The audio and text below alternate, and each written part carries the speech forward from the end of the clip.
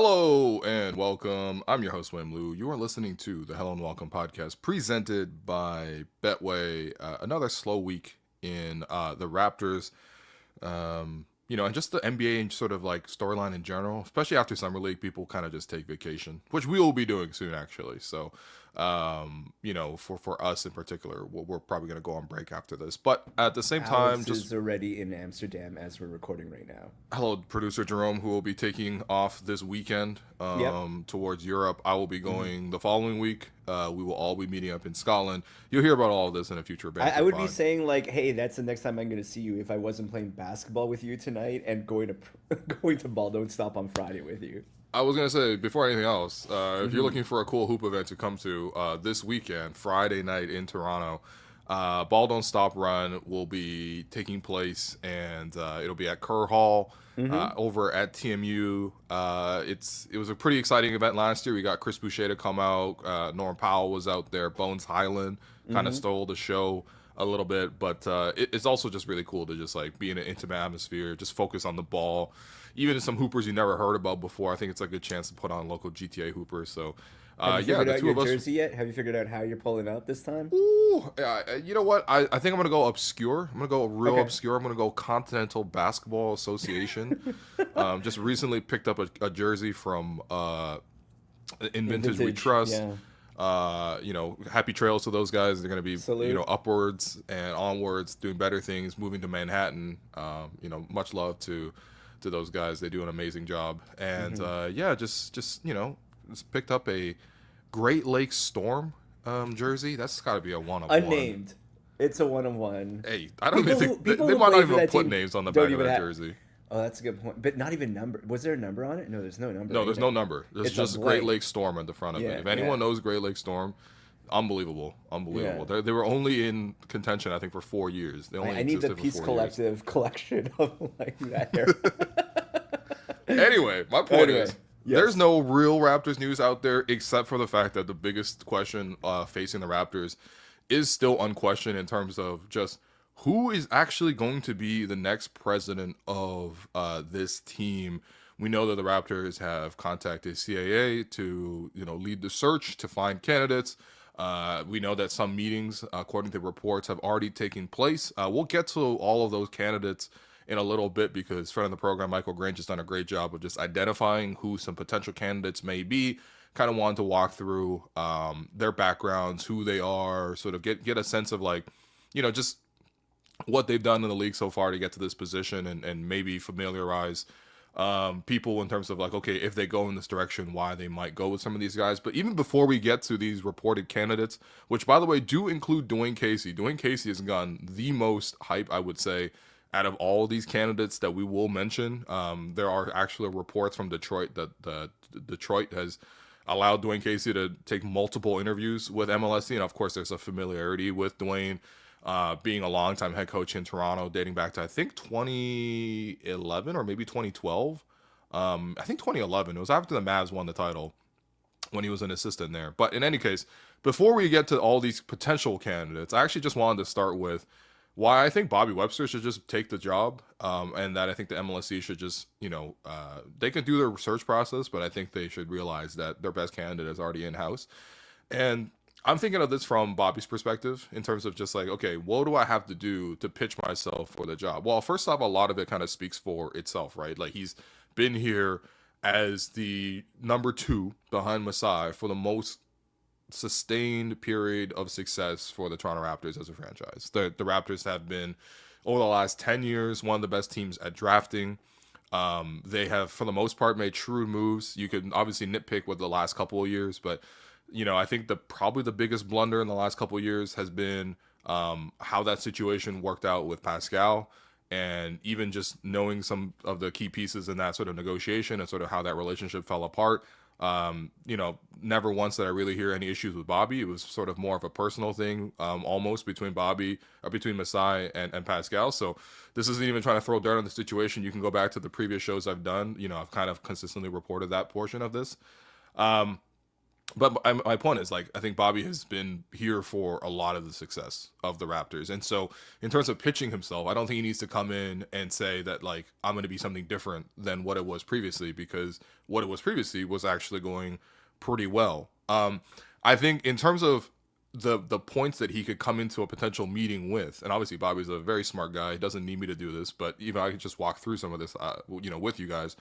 I think there's probably four things that he should try to sell in terms of why he should be the new president of the team, and just sort of maintain a sense of continuity. I think actually number one is the sense of, like, keeping the structure that the Raptors have in place. I think the Raptors actually have done a really good job of building out just a good organization. And what I mean by that is, I think obviously when you think about how operations of a basketball team is run, we mostly think about, like, the president of basketball operations and then the GM, and that's kind of it. No one really thinks that deeply in terms of sort of beyond that. So I think a couple things have done really well for the Raptors. I think number one, like, um, one key to the Raptors' success, and it will always be a key to the Raptors' success, considering we're never going to be a free agent destination no matter who we bring in to be president, is that it's the number one most vital thing for the Raptors is that they're very good at scouting and developing. And I think the Raptors have done a great job of developing a great network of scouts, but just good infrastructure in terms of just, like, how they've been able to scout over the years. I think the Raptors consistently over the course of the last decade have done a great job of scouting, identifying talent, getting, first round caliber value out of second round players, getting first round value out of undrafted players. And then, of course, when they pick in the lottery, these guys carve out 10-year plus careers, right? With Jakob or Scotty Barnes. And we'll see that soon with Colin Murray-Boyles as well. So I think the scouting department is very, very strong. And I think probably the best part of this organization is that scouting. And I think that, like, you have a good structure in place. A lot of that is done by assistant general manager Dan Tolzman. That's sort of like the bulk of his responsibilities over the course of the year. But again, as we talked with Bobby in our live event, sort of just asking about sort of the scouting process the Raptors do, the thing that makes the Raptors a little more unique about it is they send everybody to watch all the prospects. So it's not like you got a guy at the top and he hears from three different managers, and this one guy's in charge of North America and one guy's in charge of Europe, one guy's in charge of, like, Africa, and they're just like, okay, they come together and then they sort of argue for their guys. It's like everybody goes to see every sort of prospect. And I think the fruits of the labor is strong, right? So you have again, if you keep Bobby, I think you keep most of the structure of everything in place. From what I've seen just around the team at Summer League, just being around the team again since the shocking news of Masai's departure, all the same faces, right? The same scouts, same, executives. Nothing has really changed. Literally the only guy who was missing was Masai himself. Now, granted, Masai was also a great scout in his own right. That's sort of his upbringing in basketball, was as a scout. He worked like legendary stories, where he would, like, sleep on friends' couches to, like, build a European network of contacts that he could sort of rely on. And he was able to bring that sort of portfolio and dossier to, like, the Orlando Magic, like 20 plus years ago now, and impress, like, Doc Rivers in some meeting, and eventually go to these, just work his way up. But, like, Masai was working like $5,000 a year kind of thing, scouting random teams in Europe, like, you know what I mean? So Masai certainly has a great scouting background of his own, but nevertheless, I actually think that, like, again, if you keep Bobby, I think you keep most of the organizational structure in place. I think in terms of the developmental portion, I think that, especially since hiring Darko and his staff, I think they've done a good job of improving the players. We haven't seen that improve in terms of wins just yet, but very rarely do you see young players actually contributing to winning in the first place. I think what's more important to me, not necessarily above winning, but I think especially with young guys, if we can see them consistently improve year over year and see a path to them getting second contracts, third contracts, and them tangibly building up their skill sets, that will eventually lead to winning in the long run. So I think in terms of just, if you were looking at the organization in general, one case for Bobby is just the continuity for the actual basketball structure in place is already quite good. And when you promote Bobby, you don't need to sort of change most of those things. So that's point number one. I think point number two is, if you're Bobby, you got to come into this meeting and say, we're going to make the playoffs this year. And not only is it important to make the playoffs this year, but I think it's sort of to build the interest and the momentum back with the Raptors. Now, of course, I'm not saying, like, he should pitch some plan to trade all his future first round picks for immediate talent to come in and, try to make some sort of half-hearted push that, you're going to have a limited ceiling. Like, I'm not asking him to fast track this sort of situation. But I think what is probably important, and I think that wasn't ignored, let's just say, with the last couple of years, is you've heard the reports of, it's true. Like, they've gotten less season ticket renewals. Season ticket holders who did buy tickets, who are their main primary customers, people who are paying five, figures, sometimes six figures for tickets, depending on obviously where you're sitting for a year. People who were in their main customer base had difficulties, especially because they've tanked the last two seasons.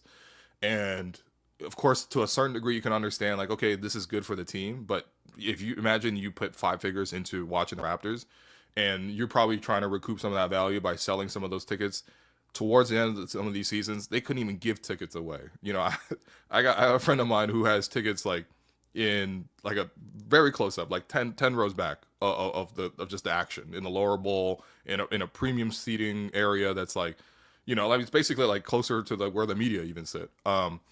Couldn't even give away tickets towards the end. Literally, he would text me like once a week being like, hey, you want these free tickets? And I'm like, I'm already in the arena, but I'll see. I can ask around.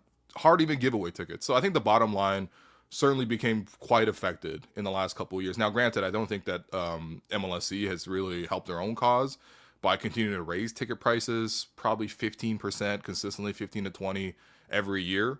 Now, whatever, like they would say that this is consistent with like the rise in prices around the league. Nevertheless, I do think that if your team is going to be tanking and going into it, the last two seasons that the Raptors were not serious about winning, you should definitely give your most loyal customers a break, and you have to eat some of that cost yourself. You can't say we're going to tank, but we still want to have our cake and eat it too, and pass that cost along to the customer. Regardless, a lot of this gets solved if the Raptors actually become a competitive product again. We know the Raptors, especially in this organization, obviously getting a championship was great, but if we're going to be all honest about it, none of us truly had like championship or bust sort of expectations coming into, just as Raptor fans. That's why we're so happy about 2019, because it's like something we never thought was possible. We did it, and it feels amazing. But if you're able to get the team back to the playoffs, that's always been a sellout crowd. That's always been like a good business proposition to get this team into a playoff position. Now, granted, you would like to see not just like the playoffs as like they're get to the first round, and clearly they don't have enough talent to sort of push over the top. You need some sort of like thrust to get over the top. But I think especially now, given the way the Raptors have, gone into the play-in and they lost that game, infamously the 9-10 play-in game with Chicago. That was 3 years ago. Then they missed the playoffs. Like, business-wise, it would be really good to make the playoffs next year, and I think you can showcase a really good business case. And so I think if you're Bobby, you got to come in and promise, hey, we're going to make the playoffs this year. We're going to be serious about it. We have the teams. We got the pieces in place. And that's got to be like a strong number one deliverable on the item line in terms of why he should be president.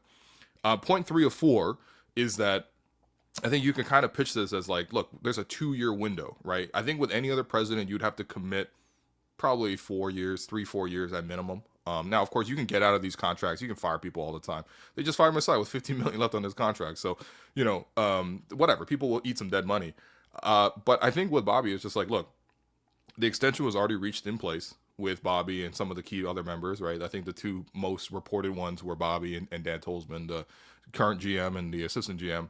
So you have the leadership team in place. And if you look at the main contracts structures of the team, you basically have this current version of the Raptors in place for 2 more years. Now, of course, you can always sort of move out of some of these options, but you got 2 more years of RJ. You got 2 more years of Brandon Ingram, and then he has a player option at the end. Just basically got to decide, want to keep going or not. Like Scotty, after 2 years, will be like halfway through his maximum rookie extension. There's options there. I think IQ would be through 3 of his 5 years. Like there's kind of an out, I would suppose, after 2 years anyway, that kind of lines up with this current core. And it's like, if it's not working after those 2 years, I think you can really, really shuffle this team. again. Ideally, you don't, because the team is able to sort of find some sort of like chemistry together and some sort of like ability to win. But the 2 year window, I think, lines up nicely with just like the 2 year, structures in place. So you would also come in and say, you know what, give me these 2 years, see how it goes. Afterwards, if it's not working out, if my team's not working out, that's fine. It's a more natural, clean break, right? You bring in a president now after you've locked in a team in place for several years. You just signed Jakob. Obviously, Scotty's entering year one of a maximum rookie extension. You're entering year two of IQ's contract. You still have other main pieces around. You just brought in Emmanuel quickly. It doesn't even really make sense to bring in a president right now who's completely new, wants to change everything. It just like creates a lot more sort of like, I think, chaos and confusion that realistically, if you're already committed to the team for 2 years, you might as well commit to the leadership team for 2 years as well. And then the fourth point I would say is just the long-term vision is just like, you know, that's where the young guys have to sort of break through. Like, we need to see, especially the long-term vision. If a Grady Dick becomes a guy who can be, a good two guard for you long term, that the shooting really becomes more consistent than it already is. The ability to score, like, flirt with 20 points a game. I mean, honestly, like, he kind of did a little bit of that at the start of last season. Of course, that tailed off once, the teams adjusted to sort of this new strategy the Raps are playing with. But, we've seen, obviously, Grady have some pretty big games. You just have to look back at the start of last season. If Jacoby Walter kind of breaks out, if a Colin Murray Boyles breaks out, basically one of these young guys even reaches like a fringe all-star level, I think that you could really sell sort of like the long-term vision of the team, because there's always that two timelines, right? You have the team of today, which is largely the starters, experienced vets who can really do their thing in the league. But then if the young guys also start to come in and nudge up against the starters, that's a good problem that you have just in general. And I think that, like, that will be the fourth case. It's like, look, we have all these young prospects, which we brought in, and they're looking good. And, the system is going well. The coach is going, like, they're responding to coach. That's, again, another point. So, I mean, I think that those are the 4 points for Bobby. Like, if you can, again, maintain continuity with the basketball operations staff, which I think is already pretty good, right? People talk about how good the Raptors medical staff is. Well, for certain the Raptors do. I mean, they say it all the time. They have the best medical staff. You keep the continuity in the medical staff. You keep the continuity in the scouting staff. You promise playoffs this year, which I think is, again, like, it should be objectively a disappointment if the Raptors are not in the playoffs in the following season. Like, it just, based on the quality of the players that they have, they should be a playoff team, especially in a weak in Eastern Conference. I think there's a natural 2 year out to both the organization and also, like, in terms of management, and also to the roster itself. So I think that that's sort of a natural thing you can keep. And then I think the fourth thing is just, I think there's like some good young players in the pipeline that you just need to give a little bit more time to see how they grow. So that would be my case for why Bobby should just take over and basically continue the current sort of like plan in place. I actually don't think the Raptors are in a bad place right now. They have all their future first round picks. They have young guys coming up. They have lots of young players on rookie scale contracts. And even though the roster is relatively expensive in the sense that, their main guys are getting paid well, I don't think this is going to be a luxury tax team anytime soon. And so there's enough flexibility for me. So in any case, that's my thinking in terms of why Bobby should be the president. But ultimately, the Raptors are currently in their search. And if I had to guess, I do think that the Raptors will bring in a president and sort of like keep Bobby in that GM role. By the way, another point for Bobby that I forgot to say is just, if you go back to that Keith Pelly press conference, all they kept saying was we have strong leadership in place and we definitely want to keep Bobby Webster long term. So if you want to keep Bobby Webster long term, why do you need to then try to jump someone else above him to sort of do this? I understand doing the whole search process. That's fair. That's totally fair and normal. But ultimately, if you feel that strongly about keeping him in place, then why not you just give him the job? You know what I mean? That doesn't really make full sense to me. But in any case, we have some candidates that have been reported out there. Again, big credit to Michael Grange of Sportsnet, who's really gone into depth and sort of like consistently been on on this story since obviously that day, June 30th, when Masai was let go. And a couple names have sort of emerged, and sort of we can go through the names in his report. Again, read all of Grange's stuff at sportsnet.ca. It kind of goes without saying. First candidate is Marc Eversley, who is a familiar name to anybody who has been in basketball in Toronto, or just maybe in Canadian basketball, because he's sort of a guy who has been here for, well, since the start, really. So, Granger's reporting on Marc Eversley is that the Raptors have, quote, done background research on Marc Eversley. So it doesn't necessarily say if they had a meeting or not. In any case, I wouldn't be surprised if they sort of do consider Marc. So his background is that he actually grew up here in Toronto. His family are, I believe, from the Barbados. They moved. He was born in London, and then they moved as a family to Toronto in like this, I think, 70s, in that range, 70s, 80s. Like there was a big wave of immigration back then.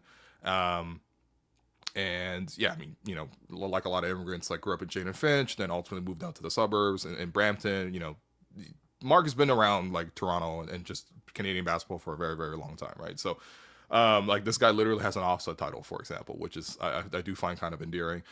He eventually becomes a guy who works at Nike, and then becomes a Nike rep for a lot of prominent athletes that have sort of come through Toronto. So, for example, he's like the Nike rep for Steve Nash. He was a Nike rep for Vince Carter during his time in Toronto. Sort of other sort of big Canadian names that have come through since then.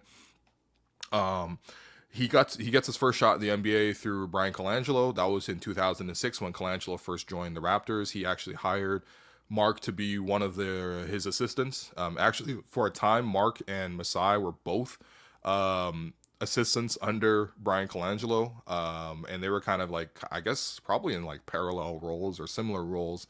Maybe they did different things. It seems like Marc's the biggest selling point, and I've read a couple of stories about him, is just like everyone sort of consistently mentions how he's able to connect with players and connect with just people in general. Versus I think with Masai, I think it was probably the scouting aspect, although Masai is also a pretty good connector as well. But in any case, Colangelo hired him to join, just the NBA just at first. Then he goes to Washington, works under Ernie Grunfeld for a while, and then gets hired again by Brian Colangelo in a new role when Brian obviously took control of the Sixers. It's about 10 years ago now. And of course, Brian ultimately flamed out of the Sixers because of the whole ringer burner scandal, which is still one of the craziest stories to this day. Turns out Brian Colangelo's wife had a bunch of burners that was just like ardently defending him, but also kind of revealing trade secrets, I suppose.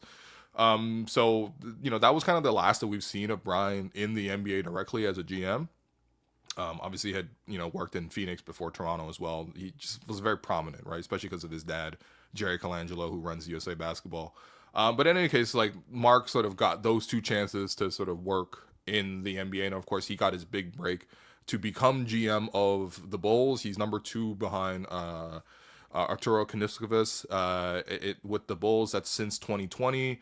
I think he's pretty clear. Like, it wasn't necessarily like a Bobby Masai thing where Bobby Masai always kept it purposefully vague of like who's number one and sort of like what's like not who's number one. I mean, we knew Masai's number one, but it was like who's doing what in terms of responsibilities. I think like Marc's very on record every time he's like, I'm number 2 here.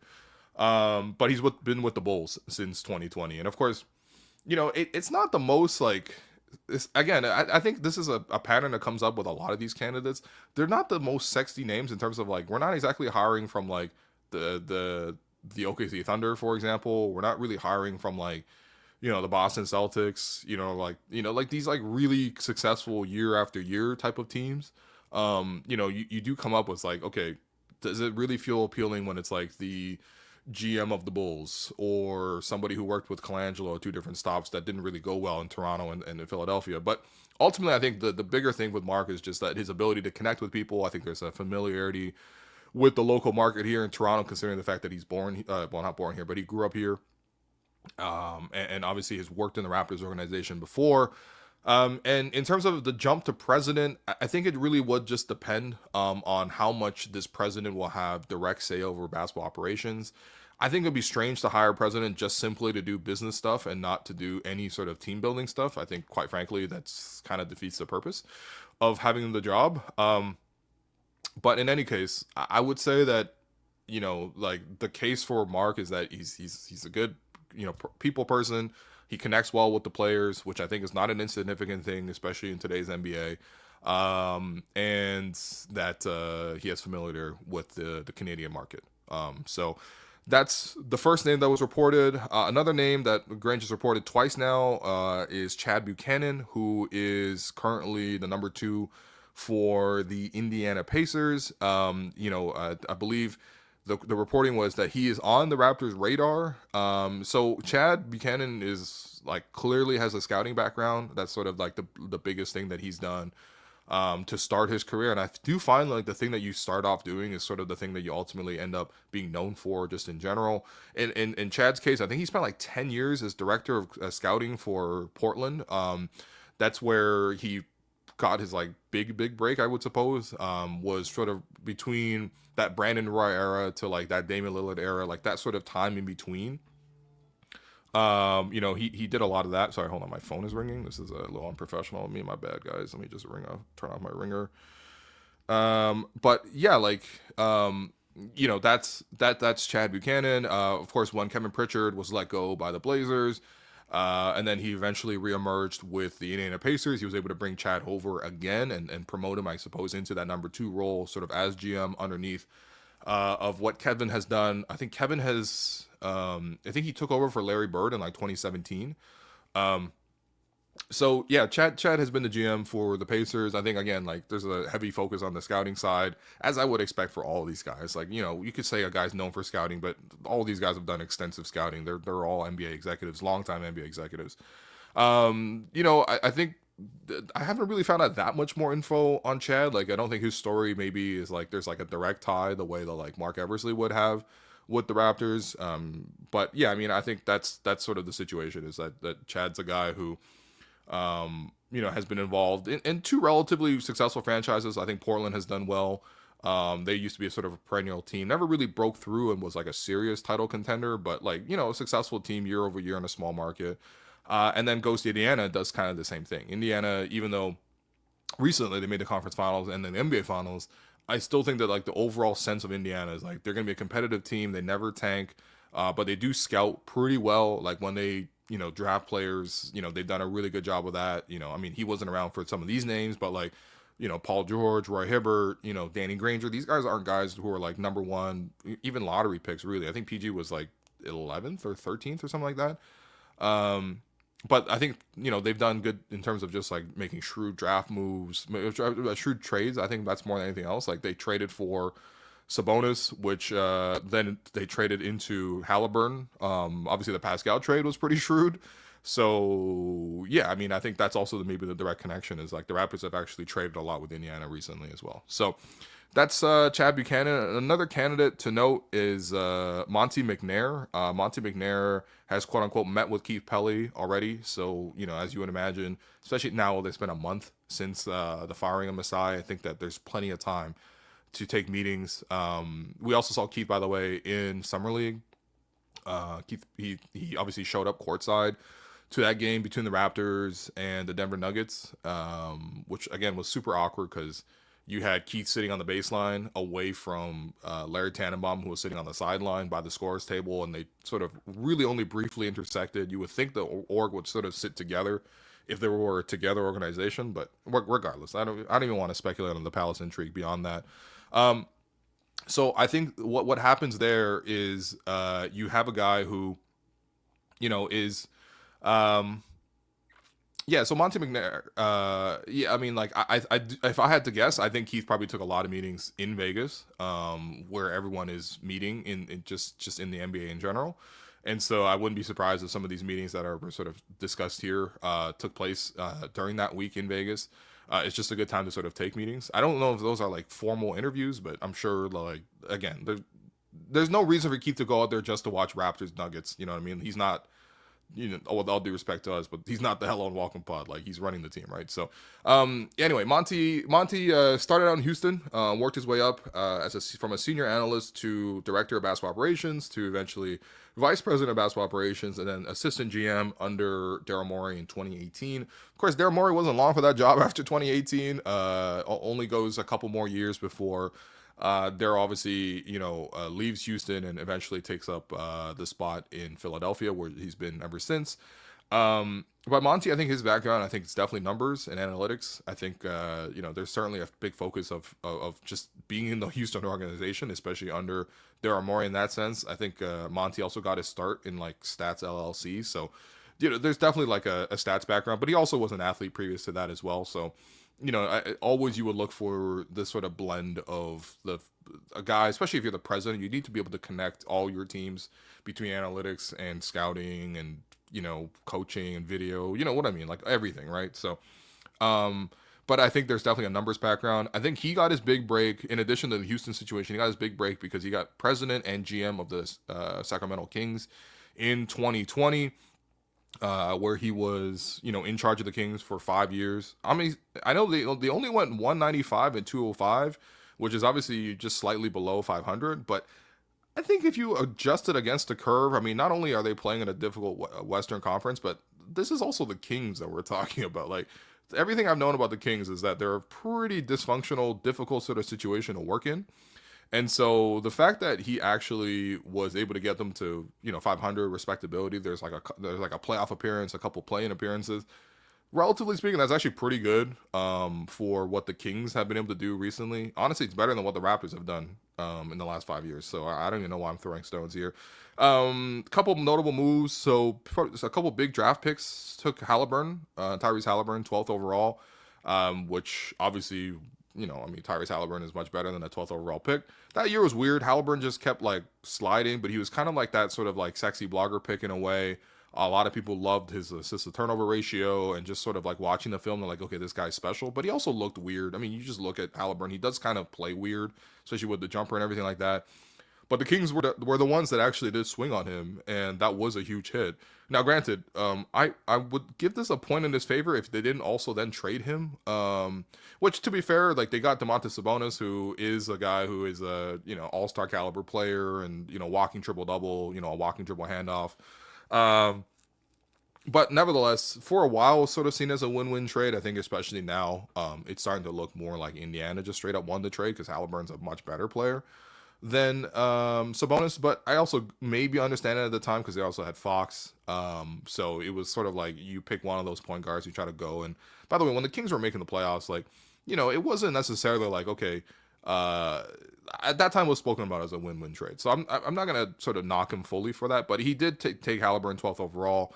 I drafted Davion Mitchell 9th overall the following year, which did lead a bit of confusion. Davion was an older player, but a very successful player. He had led Baylor to great success. And despite being older, I think Sacramento really decided they needed some defense around their team because Sacramento was never known for defense. And yeah, I mean, that draft turned out to be quite deep. That was the Scotty Barnes draft in 2021. So there were other guys involved. Like, I mean, obviously Trey Murphy, for example, was a better player. That went later. Alperen Sengun's a much better player. Jalen Johnson's a much better player. Like, these guys were certainly on the board. But, yeah, okay, Davion 9th pick is probably not the greatest thing. Drafted Keegan Murray 4th overall the following year. I suppose there were other names like, Jalen Williams afterwards. Obviously went to OKC and has since, become a star player. Dyson Daniels, Jalen Duren, things like that. But, like Keegan Murray, I think this past season he wasn't great, but he certainly had a lot of good moments. Like, it wasn't that long ago when the Raptors were trying to call Sacramento to see if they would want Pascal and if they would give up Keegan Murray. Granted, the Kings did not make that trade, which, I especially given what the Kings ultimately ended up doing, because this past year probably the biggest knock against Monte McNair, because Monte actually got Executive of the Year during his time with the Kings. He got the Kings to like that 48-win season. They took the Warriors to 7 games. That was it. That was the series where Draymond stomped on Sabonis's chest. Uncut gem style. Doesn't that make you want to step on Domantas Sabonis's chest? But yeah, he actually got Executive of the Year for building that team. I mean, some pretty good shrewd moves around it, like trading from or signing Malik Monk as well. He's been one of the more valuable contracts around the league. The knock against Monte though is whatever happened with the Kings this past year, and I think that given the fact that he's gone from the Kings, given the fact that the head coach when Mike Brown was also gone from the Kings, given the fact that they kind of crashed out, they signed DeMar DeRozan, they traded De'Aaron Fox, they traded for Zach LaVine. You know what I mean? Like, it's just like, what is happening? Like, I don't quite understand what happened with the Kings last year, and they were like obviously a big disappointment. It seems like DeMar's gonna move on from them as well. So like things really fell apart. But I mean, if you're gonna call everything fair, like you would also say that 2023 season for the Raptors when Fred leaves in free agency and OG ultimately walks in next year in trade and Pascal gets traded as well. Like I don't know. I guess if you manage a team for 5 years, you're bound to have one crash out. So this past season was that crash out for Monte. One thing with Monte too is he's one of the younger candidates. He's 41, so he's like the same age as Bobby. I think one thing that will become clear for me, like I think I would prefer somebody a little bit younger in the role, just for the long term permanency. But we'll get to that in a second.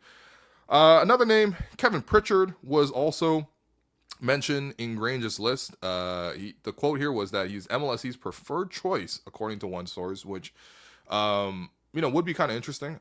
You never know who's a big fan of who, in general.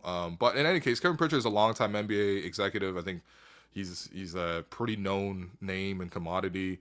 He ran the Blazers from 2007 to 2010 as the top man there. Then he was let go by the Blazers. He was pretty popular with the Blazers. I mean, that was a good era. Like they had Brandon Roy, they had LaMarcus Aldridge, they had just a decent team that was going to the playoffs. You know what I mean? I think a young Nicholas Batum was already in the mix in that stretch, if I'm remembering correctly. Wesley Matthews. Guys. Actually, Wes Matthews came along a little bit later. I'm confusing eras of the Blazers, but like a successful team. You know what I mean? Like. You remember watching that Blazers, like Marcus Camby off the bench, Steve Blake kind of thing. Like, like real hoop heads remember that 2007 era of the Blazers. Brandon Roy was like the main reason to watch, but they had some good pieces. Andre Miller as well. Shouts to Andre Miller. In any case, he gets let go though from Portland. He's relatively successful. Like he was pretty popular at the time. Like I went back and read some of the articles from 2010 when he got fired. There was just a lot of confusion basically of like what's going on here. Ultimately, I think Neil O'Shea took over that job. But Kevin was able to latch on with the Indiana Pacers and sort of worked his way back up. So he wasn't like the number one guy of the Pacers, but just worked up his the way the Pacers, and then took over as president in 2017. He continues to be president of the team right now. The Pacers have enjoyed pretty successful in terms of just like run, especially again like you got to grade on a curve. Like this is a small market team that is also not a free agency destination, is also not a team that pays a luxury tax. Like even this year, they made the finals. I mean, of course, the Halliburton injury happens, but like they made the finals, and they're like, I don't know, Miles Turner, you can just walk. It's a little too expensive, right? So, this is not a team that spends a lot of money, and they also don't tank either. Like you never see the Pacers like drafting that high up. Recently, you've seen them take Benedict Mathurin, which I think was the 6th or 7th pick, but like outside of that, like they don't even draft top 10 most times. If they even do, but they primarily are able to sort of sustain by making good trades. And yeah, I mean he was around for the trade that brought the Paul George trade, which brought back Victor Oladipo and Domantas Sabonis, two guys who went on to be all-stars. He also made the trade from Sabonis to Tyrese Halliburton, who has since turned out to be somewhere between an all-star and a superstar, really. Obviously, this year in the playoffs, he was a superstar, especially in the crunch time. Makes the Pascal trade, which definitely worked out for the Pacers more than it worked out for anyone else. But so I think that they've done a really good job of sort of running that team. I think their scouting recently has been pretty strong as well. I think, you look at some of these guys, you certainly like the names that they brought in, and Andrew Nembhard that they get in the second round. I think that they've just done a good job, maybe across the board, in terms of basketball operations. And of course, they also have they've identified and hired and stuck with a pretty good coach in Rick Carlisle, who, obviously his situation with Dallas had fallen apart, but once they did, Indiana snapped them up, and they've been pretty consistent with, just their head coaching positions too. You never want to see a team like cycle through coaches every single year. That's like a surefire sign of sort of like instability. And, yeah, I mean, like they've had, I think, Frank Vogel, and then they've had Rick Carlisle, and those are two pretty good coaches, right? So, Kevin, I think he's a pretty known sort of commodity. I think it'll be difficult because all these other guys you're hiring, either they're not currently in a job like Monte, or you're hiring a guy who's a number 2 and promoting him to a number 1 like Eversley or Chad Buchanan. In the case of Kevin, it'll be a little more difficult because you're recruiting another guy who's currently in the same position to come to your position. But I mean, the way these things go, like if you offer a bigger salary and the other team's not able to offer it, then unless there's bad blood there, they usually let the sort of guys sort of change teams. Granted, in the Pacers position, especially now that they're deep into the offseason, it would be a little bit of a shock to see their main leadership, who has been there for like 9 years now, change teams in the depth of the offseason. It would be a little bit strange, but I mean, stranger things have happened in the NBA. Like this, this wouldn't be out of reach, is what I'm trying to say. So, and then the last name that has been brought up a lot is Dwayne Casey. So, two parts of this reporting. There's number one from Grange, who has said that Dwayne Casey has also met with Keith Pelley. There's also a report from Omari Sankofa II of the Detroit Free Press with more details from the Detroit perspective, where he says that Dwayne Casey is a leading candidate for this job opening in Toronto, and that Dwayne has met and interviewed through several rounds with the Raptors in this process. I saw Dwayne a little bit in summer league. Actually saw Dwayne talking with Grange, but I mean that could just be any normal conversation. But in any case, Dwayne's obviously around. He's actually been around in Toronto quite a decent amount as well in the last couple of years. We talked to Dwayne a couple times on the Raptors show. Dwayne's just around,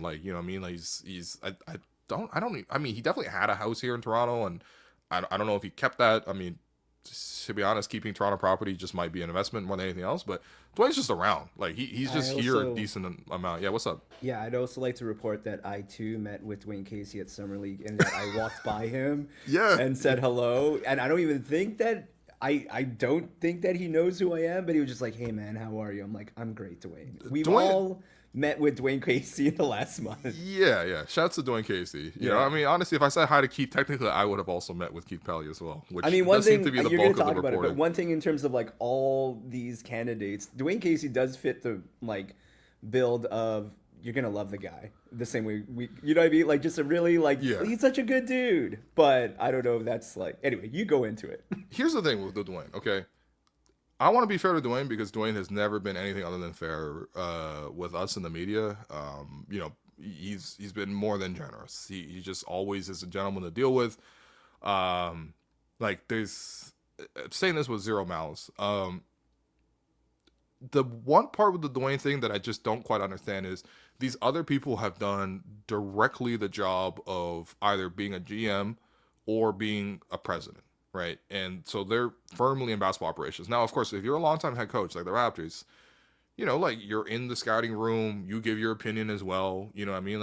I'm not saying that Dwayne doesn't know basketball. Dwayne has spent a lifetime in basketball. Dwayne Casey's 68 years old. He's spent the last 40 years in basketball. Right. So maybe more than that, to be honest.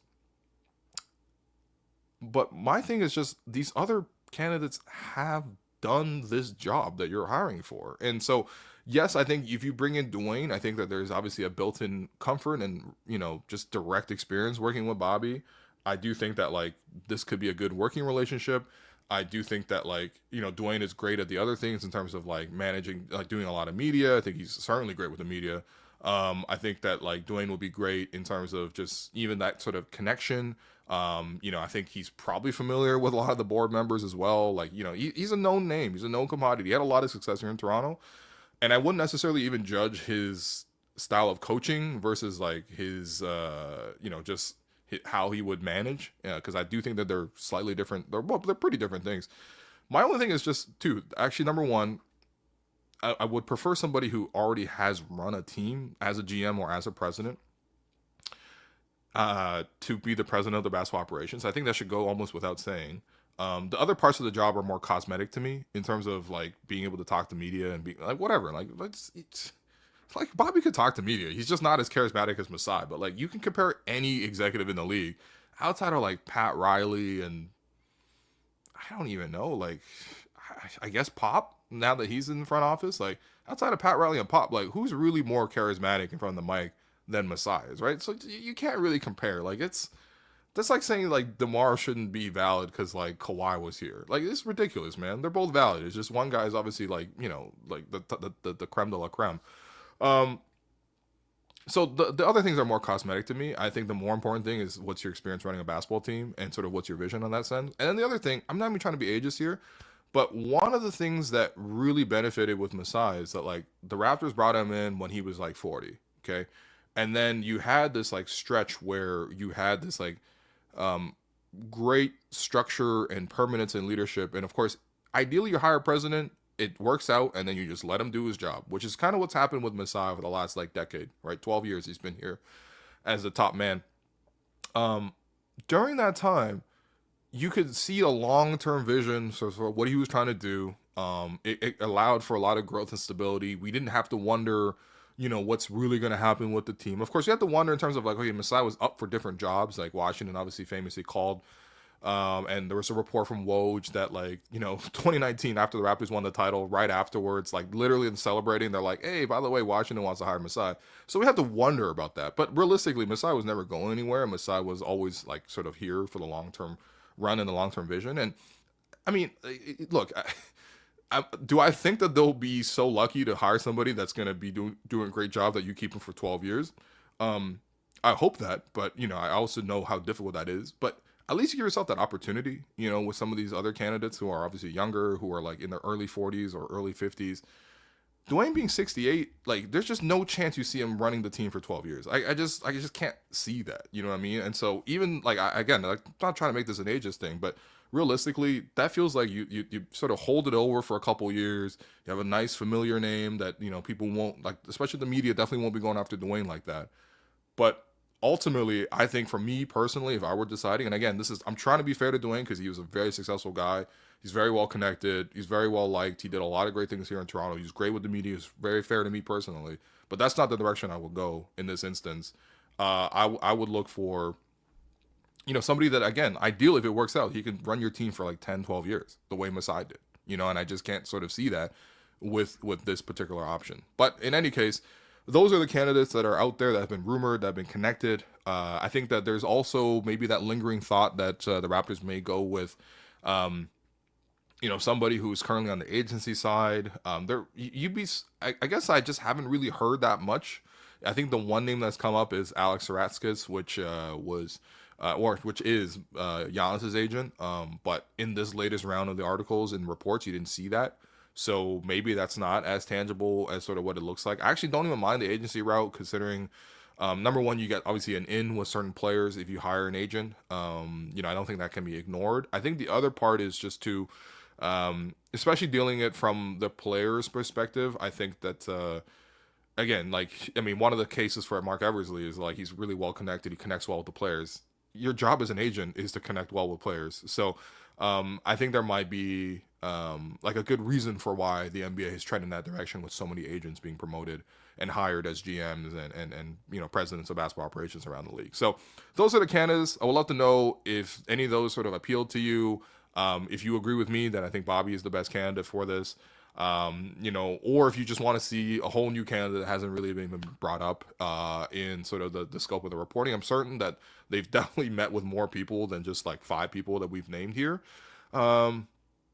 And especially if they're doing their job right, I think they should be really casting a wide net. Like you could take your time. It's the off season. Like people are available. People are free.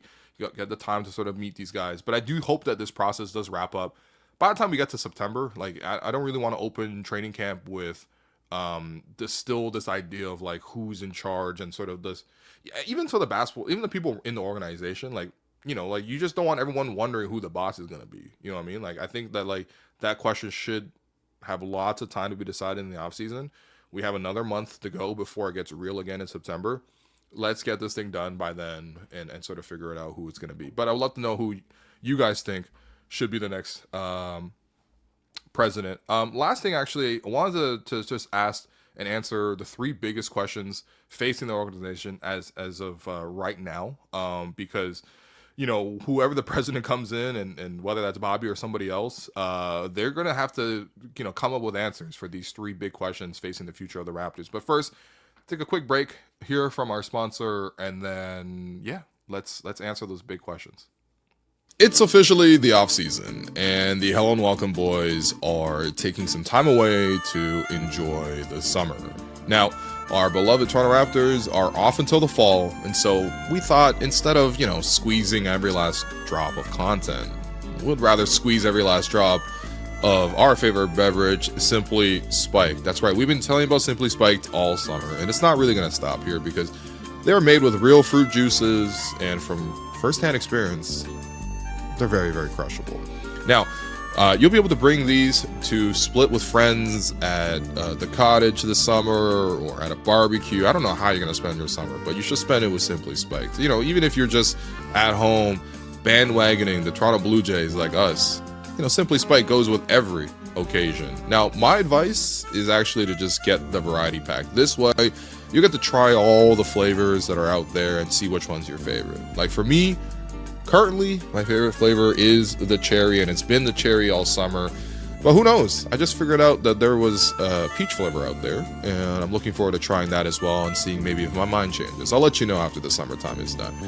So go grab a case of Simply Spiked at your local liquor store and bring them to your next summertime function. Cheers to everyone from the Hello Welcome gang, and we'll catch you on the other side. Must be of legal drinking age. Please celebrate responsibly. Now, let's get back to the show. All right. So, the three biggest questions. Oh, I appreciate Yosa for putting that comment out there. Yeah, I mean, you know, it's a Simply Spiked saved my life. True story. Absolutely. We'll be sending all these testimonials to Simply and the gang. But also, I've just been genuinely enjoying these. Like, it's especially summertime. Right now, my routine is just like nighttime. I live near like a public pool. They have lane swim from like basically 7 to 8 p.m. So my nighttime routine has legit just been to go out there, especially on these hot, muggy days. You know, make sure I get out the house, but in a time that's a little cooler, go for a couple of laps in the pool. And then, yeah, come home, turn on the Jays game. Jays are usually probably in like the 6th or 7th inning. And then I grab a Simply Spiked. I'm not even kidding. This is not part of the ad. This is just this is just my really life, not man. a bit. I came on to just like confirm for you, like will absolutely lean into a bit for promotion, but one thing that when Simply Spiked obviously like partnered with us, they sent us some product. Will's the only one who has the product. Oh no, I did send it to Alex as well. Oh, you did he send eventually Alex did come pick it up. I have not you're not been a big drinking drinker. I'm not a big drinker. I haven't been drinking alcohol these days, so right. There's really no point in me having them outside to like offer them to friends who visit. But no, this is a real thing. Like most of our hangs will end with, "What are you gonna get up to?" And you're like, "I'm probably gonna pop a Simply Spiked to close out the day."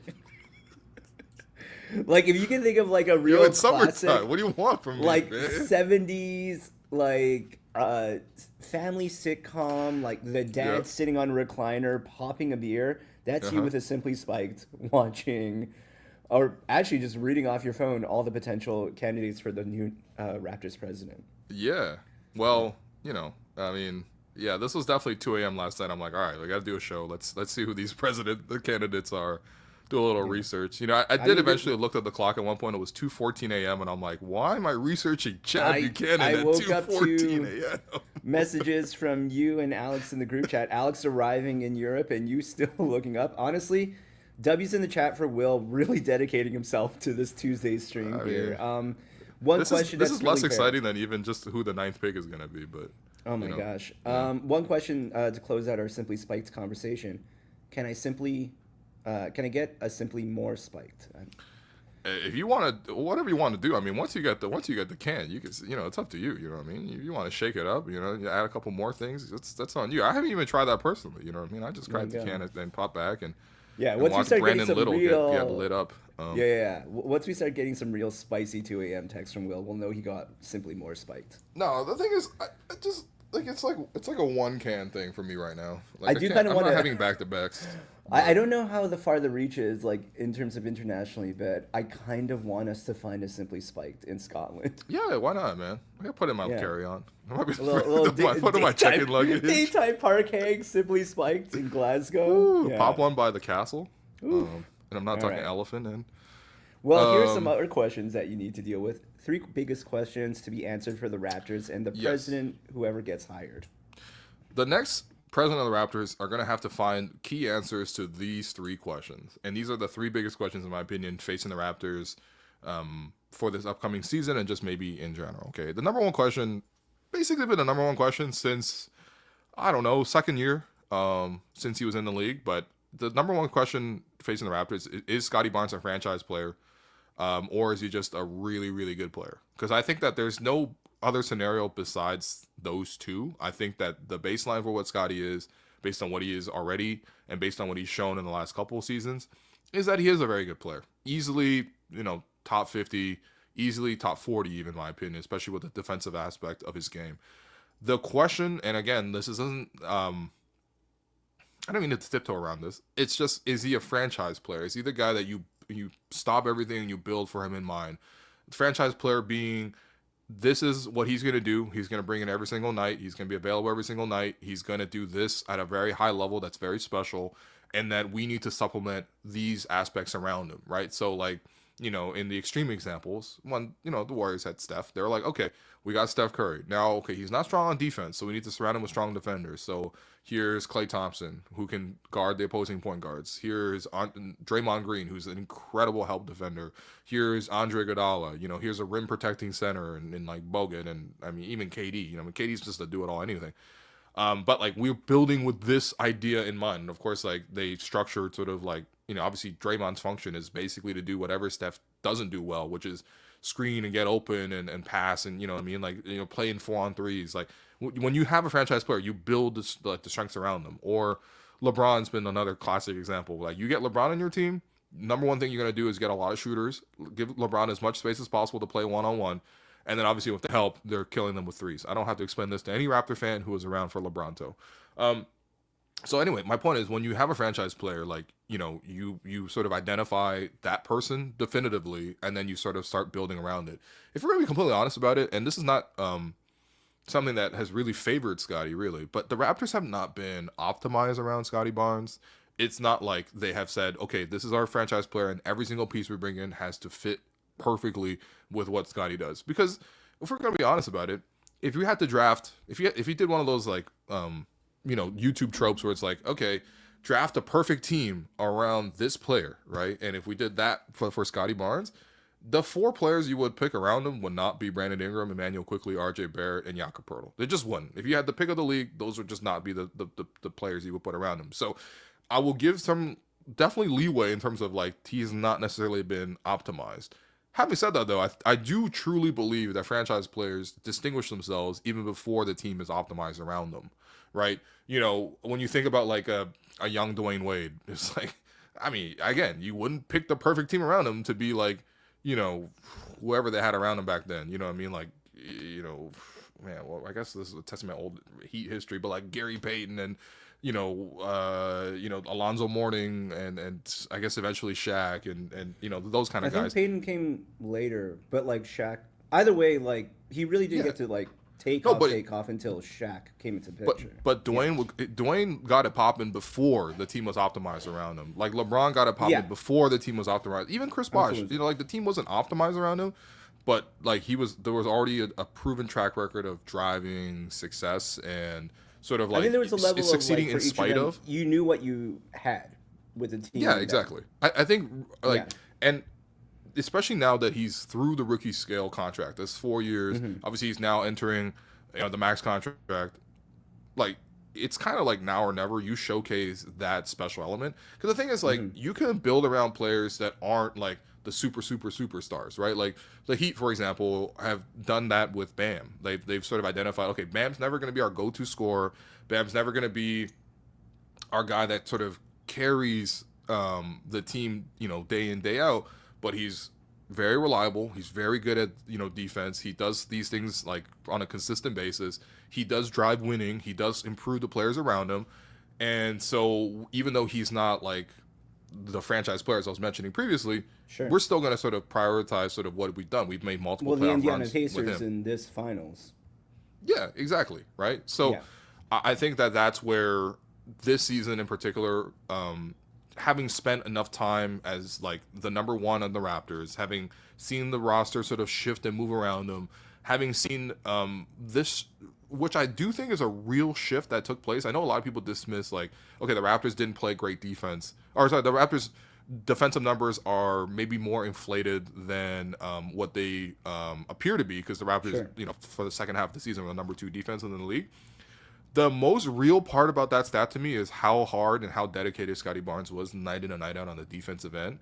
And I think you got to start somewhere. You know what I mean? Like, as a Raptor fan, There's I'm not clearly a buy-in that has like Yeah, extended toward what you see in summer league, everything that we hear from the rookies and the right. sophomores that talk to us, and like for people who haven't gotten a chance to watch yet, go check out a Jamal Shed interview. Hmm. Jamal says it there, like he is following the lead of like Yeah, Scotty and Bi and all them, and with Scotty in particular, he mentions that one of the key moments was just Scotty like leading as a defensive leader, yeah. and that trickling down for the rest of the team. Right, exactly. Which I already think that those things are very good. That's why I'm confident that he's never going to Mhm. be anything worse than a very, very good player. Like, again, like being top 40 in the NBA is already a very, very good player. The thing is, you would love to see that next jump because it clarifies everything else. You know, the Yeah, Raptors don't make sense on paper unless Scotty Barnes makes this jump to being a superstar. And then it's like, okay, all of a sudden, you're suddenly looking at this thing like, that's number one. Brandon Ingram's a clear number two. RJ is number three or IQ's number three. Either if they're not, you can maybe change out those pieces. Jakob's a very good starting center. And then just everything kind of falls into place from then. If he's the same level as Ingram, or if he's the same level-ish as like, well, I don't even want to say he's the same level as RJ because he's definitely better than RJ, but like then you have this muddled situation where it's like, what the hell's going on? And I feel like that's probably even going back to like that second year when after he won Rookie of the Year, you know, the organization decides, okay, there's this chance to trade for, you know, Kevin Durant. We're gonna pass on it. Obviously, that was, sure. you know, headlined by Scotty. And then we're gonna try to like promote him and give him this chance to get the ball more and run the team more. But especially what I saw from the start of that season, it wasn't like he was clear cut better than Pascal. It wasn't like he was Sure. even clear cut at better at running the team than Fred. I thought at that time that it led to so much strife in the team because the whole idea, the genesis of the team it didn't make sense at that time. No one had distinguished themselves as clear cut. I'm better than all these other guys. You guys fall in line because that's how hoops goes. Like even in Yeah. a pickup run, if you know, what I mean, if everyone thinks they're the man, your team's gonna lose. But if there's Yeah. one guy, you're like, okay, this guy's great, and then this other guy's pretty great. We'll sort of fall in and sort of slide into our pieces. That's how you get a good team. You know, in any context of basketball. And And I just even didn't if feel you like that hit the happened in ceiling that of time. it, not that these things happen all the time, and as far as like this franchise goes, literally Hmm. once ever. Like if you know the identity of the team and it's a strong enough identity that you can fit in the pieces to make the rest of it work, like that's where you get yourself in a position to maybe not contend all the way for a championship, but like have enough to get this far and then hopefully be Right. able to make the moves to take you all the way. Yeah. There you go. So, you know, I'm still like, there's still a part of me that's very hopeful for this, and I think Sure. that like I think the clearest, easiest way for the Raptors to become a good team is for Scotty to make that sort of big jump. So that's the number one question: is he a franchise player? Is he a really good player? Because I think if he's just a really good player, then you really have to look at sort of the overall construct of your team. And obviously, coming off of last year, he's leaning more in that direction than he is franchise. But I'm still leaving that door open, and I think that any fan of the team, unless they're super impatient, should allow for that possibility as well. The second biggest question facing the Raptors of today is, can the Raptors get Brandon Ingram back to an all-star level? There's been a lot of talk, even from like, I don't think, to be honest, I don't think it really helped Brandon Ingram's case or the Raptors' case for Rich Paul to come out and basically be like, look how big of a contract I got Brandon Ingram, man. Like, you know, you think Ingram would have got that in free agency? Hell no. I'm like, first off, how does that benefit your client, right? I think the benefit of your client is that you got him a great contract, which he did. But sort of it continues this perception, which we've heard from obviously a lot from the Ringer between, you know, Bill Simmons and Zach Lowe, but I mean, I don't think it's necessarily unfair. It's just that like the Raptors are really expensive, and like what is this confusing mess? And you know, I think Ingram sort of gets hit with a lot of this stuff because, you know, I think there's just like maybe a sense of like the shine coming off of Brandon Ingram based on like who he is as a player. Obviously, he's played 9 years in the league, so it's not like he's a rookie or anything. Like, you know, you're not talking about upside with Brandon. You're just hoping that he gets back to this level, which had largely just been, it's not a question of his quality. It's more of a question of his availability and with his health. But I think that like if the Raptors can get Ingram back to an all-star level, and I mean that in terms of he's healthy, he plays 60 games or more, he averages 23, 24, 25 points a game, which he's done in the past. He shoots efficiently from two, he shoots efficiently from three, gets the foul line a decent amount, is a good playmaker, which he has done in the past. But if we're talking about a player who can be on that level, which he's done in the past, and he's healthy, I don't think anyone's complaining about that level of production for guys making 30 to 38 million. Like, especially in today's league, like, you might say, okay, this year free agency sucked, right? And that's why there was a lot of like not even cheaper contracts. You just didn't see big contracts handed out this year. But I promise you, free agency is not going to suck next year. When you see free agency next year, you are going to see a lot of big contracts handed out. You're going to see a lot of big names change teams again. It's more similar to the free agency sort of bonanzas we've had in the past. This year, the situation was that there was one team with cap space. It was the Brooklyn Nets. Actually, this is part of what Rich Paul was saying, basically. It was like, if you looked ahead to the free agency market, there's just no market out there. So unless you wanted to sign a mid-level, which obviously players like Brandon should not be signing for the mid-level, unless you wanted to sign above the mid-level, there's no money out there unless you want to go to Brooklyn. And by the way, Brooklyn didn't even sign anybody. They just used that cap money to get Michael Porter Jr. So how can you expect big deals to happen if you don't even have money available in the league to sort of make the situation for that to happen? Next year, there'll be a lot of cap room. Next year, you'll see a lot of free agency. But in any case, I think the situation with Brandon was this. The Raptors had Kelly Olynyk, who, was basically a trade chip in terms of the contract value. They had Bruce Brown, which was an expiring trade chip, which they kind of needed to get value on immediately. And then they had a first round pick, which, I mean, yes, since then, Indiana obviously had this tragedy of Tyrese Halliburton, tearing his Achilles in Game 7 of the NBA Finals. And so that made the pick a little bit more valuable in hindsight. But ultimately, at that time, when that trade was made, that pick was going to be a mid-20s pick, which, again, especially not even under team control by the Raptors, you know what I mean? More than fair value to sort of give up and get another player like Brandon Ingram, who, let's say the Raptors just rolled it back, they didn't make the Ingram trade, and they kept the roster, relatively the same. What the hell is this team then? If we're talking about like the optimism on the upside of the Raptors, yes, part of me is holding out hope that Scotty makes his jump. But the real optimism for me is you've added Brandon Ingram to this team, a team that really needs scoring. Okay, look, their defense is, improved. How much they've improved, I think that's maybe debatable. I think that you can certainly wonder, like, how much is the Raptors starting lineup going to be good defensively if you have IQ and RJ out there, which, again, totally fair. But this team has improved on defense, but I just don't see the improvement on offense. There's just not enough pieces, and then the construct in place is just not strong enough for offense. And especially when you go to a crunch time and stuff like that. You bring in a guy like Ingram, that's a talent, that's a skill level that you just didn't have on this team. Again, even if you look at the history of the Raptors, there's not that many players that have even scored at a level and with the talent that Ingram has. Like, and maybe that speaks more to the history of the Raptors, considering it's not like that. You know what I mean? Like, it's not that, like, shiny outside the last 10 years in terms of that. But, like, in terms of guys who can get a bucket, who has worn a Toronto Raptors jersey, it's Kawhi can get you a bucket. Kyle can kind of get you a bucket, but Kyle was obviously great in terms of as a team player. Obviously, Kyle's a much better player than Brandon Ingram. I'm not going to even try to debate that. DeMar can get you a bucket. Chris Bosh can get you a bucket. Vince Carter can get you a bucket.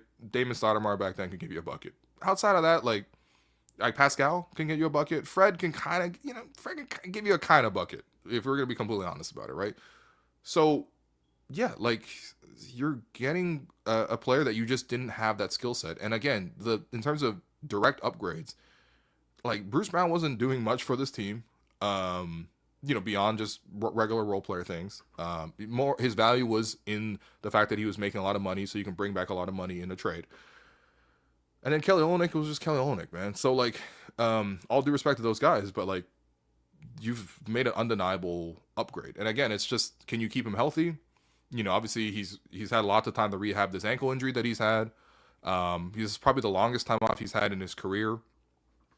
Hopefully leaving the Pelicans organization. Again, if you talk about bad dysfunctional organizations, like, the stories out of the Pelicans are never good. So, you get him healthy. I think no one's talking about his contract anymore.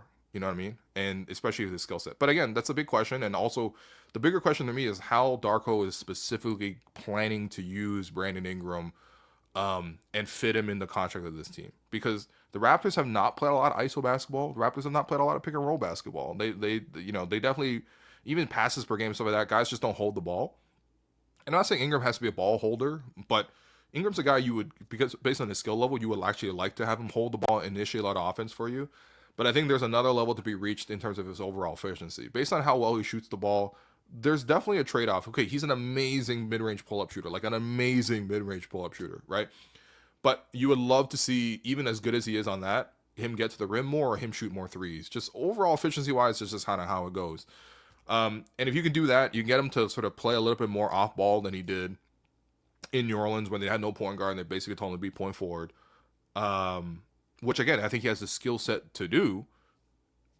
You unlock a higher level, you get him to an all-star level. Again, nobody's complaining about that contract. So that's probably the second biggest question for me beyond what's going on with Scotty is just what's going on with Brandon. And then your third biggest question is, do you have a blue chip prospect, right? The Raptors have gone through this, this 2-year tank. Now, granted, tanks are usually longer than 2 years. Like, I remember Masai actually once popping into the press room. We were just waiting for, I don't know, somebody to interview and come to the podium, and Masai popped in. It happens all the time. Masai comes in, just cordial, striking a conversation. And Masai's like, yo, so you guys want this rebuild, huh? So, like, I hope you guys are ready because, it's going to be a while. And so, it was kind of like that kind of like half joking, but also I think he's pretty serious. It's almost like a warning. It's like, all right, you guys killing me about not rebuilding the team. I'll rebuild the team. Now let's see how long it's going to take because you never really know. In any case, the Raptors, hopefully they're just rebuilding for 2 years. And hopefully, like, especially this year, the widespread expectation by the players is that they're going to go back to the playoffs when Scotty and Brandon both say that definitively. As the leaders of the team, as the two best players on the team, you definitely have to follow on that sort of steps, right? Jakob said, I hope to get back to contention as quickly as possible as well. So expectations are going to be competitive, and that means they're not going to be tanking. Okay, fine. You've gone through 2 years of tanking, and now you want to win. That's fine. You have some players that are ready to win now. That's also perfectly fine. Having said that, though, in that process of tanking, did you come out with a blue chip prospect? Right now, the answer is probably no, right? Because, I think if you look at, like, when Detroit went tanking, they came out with Cade Cunningham. They came out with Asar Thompson. They came out with Jalen Duren. You know what I mean? Like, that was sort of, like, the fruits of, like, that situation. And obviously only last year did they actually become successful, but they were pretty damn successful last year. If you look at, let's say, Houston, right? Okay, James Harden is wearing a fat suit. He's like, I'm trying to leave. All right, fine. He goes, Westbrook goes. A couple years later, you have, Jalen Green, which, whatever, turned into KD, so it's not terrible. But you have Asar Thompson, you got, Alperen Şengün, you got Jabari Smith Jr. Like, there's a couple guys there. Some of them are definitely blue chippers, right? So I think in the Raptors rebuild, you've certainly gotten a volume of players, right? Last year, you bring in 5 rookies who are still going to be on the roster this year. This year, you bring in 3 rookies. I want to be kind of Chucky Hepburn, but, like, realistically 2 guys that you took with your draft picks, 9th overall and the 39th overall in Colin Murray-Boyles and Elijah Martin. The year before that, they got Grady Dick in, which was their 13th pick. They didn't get anybody else really in the draft that year. Nobody undrafted was, like, particularly popped. I think they tried out with, like, Marquise Noel. Come on, dude. That was never, all due respect, but come on, dude. So I think you brought in a volume. I think you also took a gamble on Ochai Agbaji, which was available pretty late. They traded the 29th pick for him. And so you have, like, a decent number of players, right? And so the reason I would say that I wouldn't shut the door on the Raptors having a blue chip prospect is just because they have, like, 10 guys that they've taken a flyer on, or like 8 guys that they've taken a flyer on. The thing is, who's actually a blue chip guy? And when I say blue chip, I mean, like, has the potential to be a future all-star.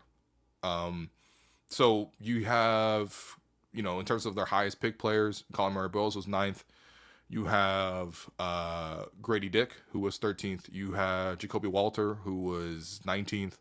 And then you have some second rounders who are promising, like Jamal Shedda. Obviously, I like Jamal a lot. You have Jonathan Mobo. You got Elijah Martin. Ochai, I guess, if you want to sort of throw him into the mix, although he is 24. These are the sort of players that we're talking about. And I think a lot of these guys, I feel confident about their trajectory as NBA players, as 5-10-year NBA players in terms of being able to sort of provide an NBA level skill set. These guys are all pretty strong professionals, I feel like, too. I've never really heard too much about how these guys don't work hard or anything like that. You just haven't heard that. They're not bad character guys either. They're not in the headlines for the wrong reasons. That's all fine.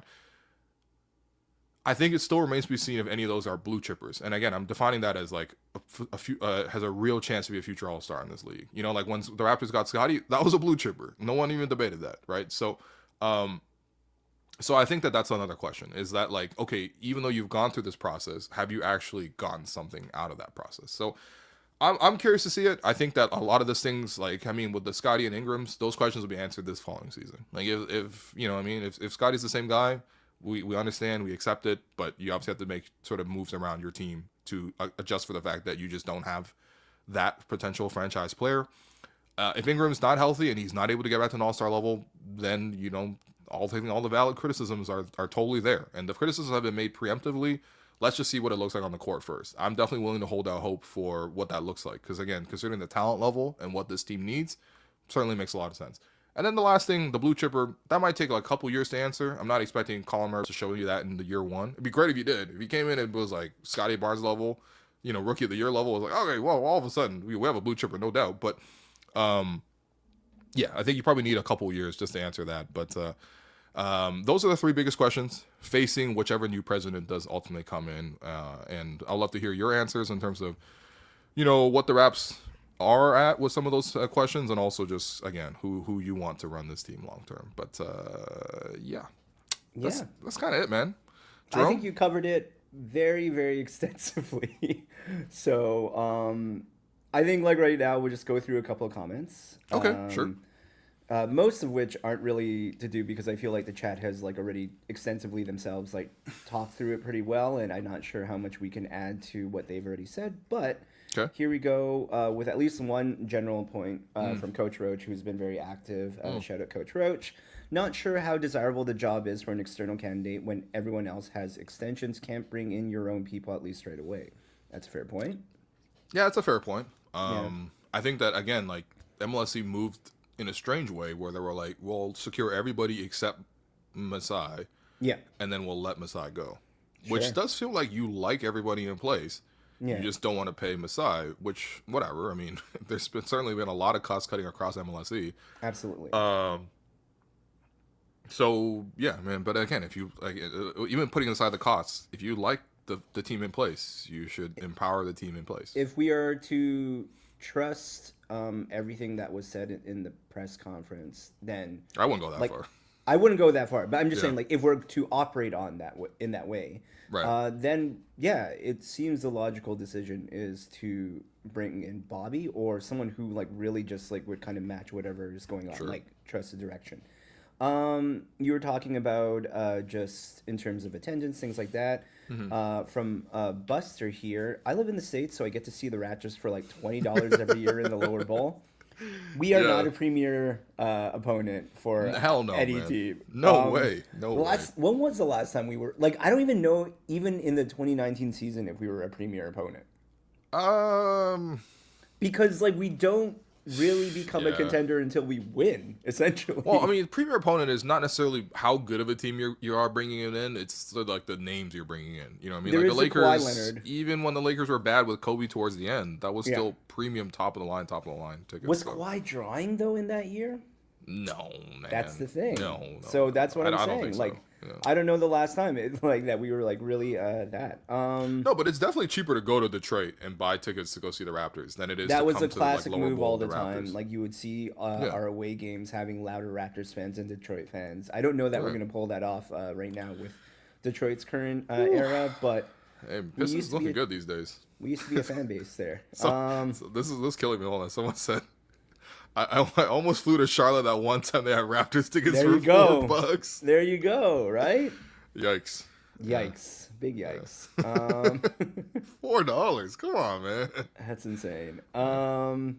Here's a very cheeky one. I mean, he's been around the franchise for years now, just seems to know the ins and outs, really loves our process and understands how we work. Can we get Lawrence Frank? Oh, God. Yo, we do have a lot of Toronto ties in these candidates, right? Like Marc, Eversley, like... Tell me who has like a better understanding of the Toronto infrastructure, especially in the last years, including the championship year, than Lawrence Frank. Can we hire Lawrence Frank so we beat him up and then fire him? Like, I mean, just that'd you know, be kind of nice. feel like we owe him one. He kind of did like an unpaid internship for like the entire 2018-19 season, right? He was paid. Shadowing, you know. He got paid. He wasn't paid by us though. That's the only thing, you know. He probably paid off a couple of people too, you know. Yeah, he interned at MLSC longer than I did. Yeah. Oh man.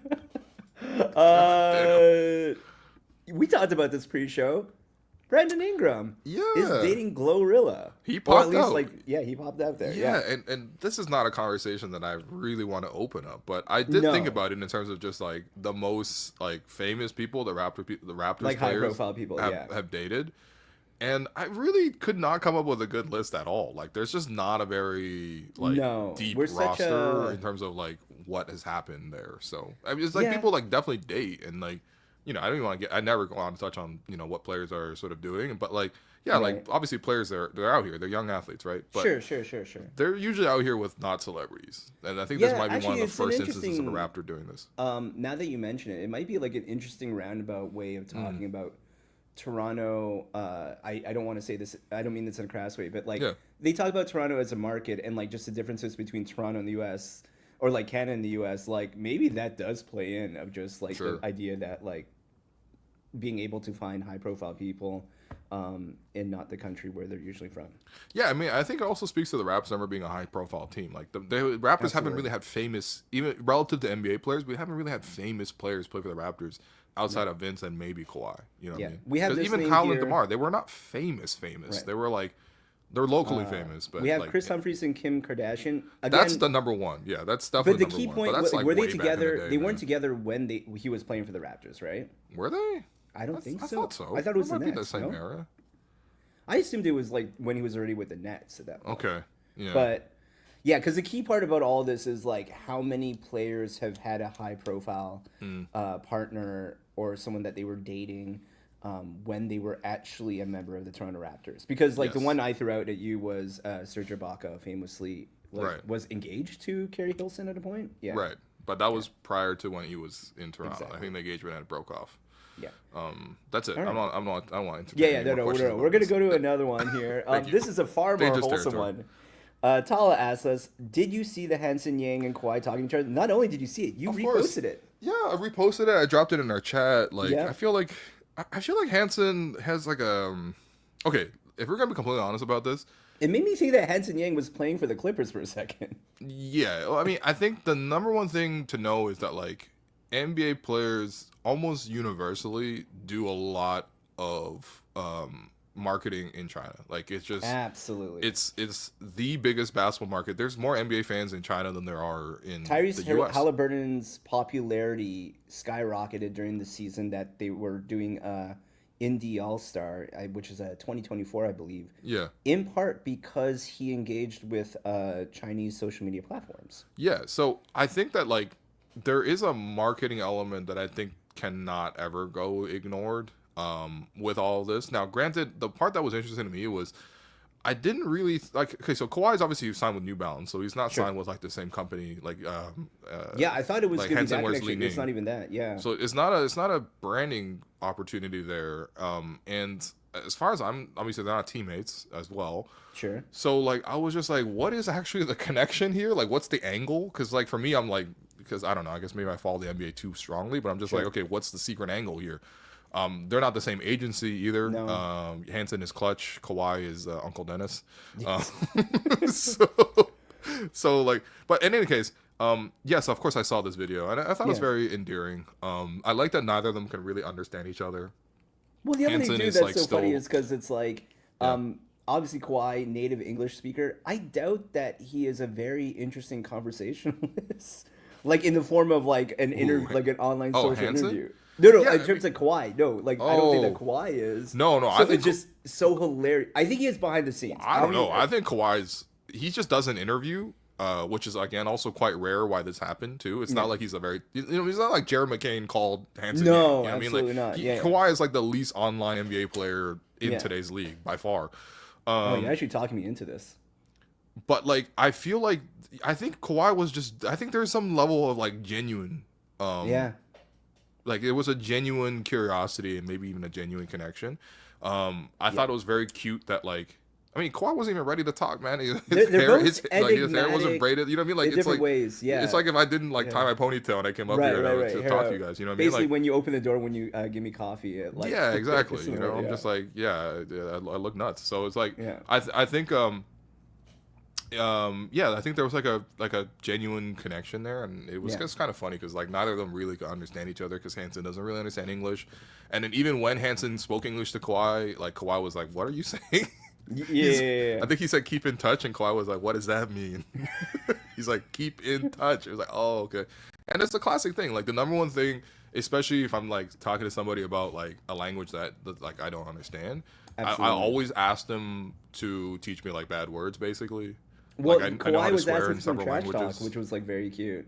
Yeah, exactly. Which was really cute because I think Hansen was like, "You can't guard me," and then he also taught him like how to say dummy and stuff. So it was cute, man. Yeah, it's a wholesome interaction. I think Hansen has this like genuine likability and like a star vibe where I think partly because of the loss in translation, it's cute, but I also think he just understands sort of how to be naturally charismatic and funny in a way that's not forced and genuine. And that's the similarity with him and Kawhi. Because Kawhi doesn't ever try to be liked.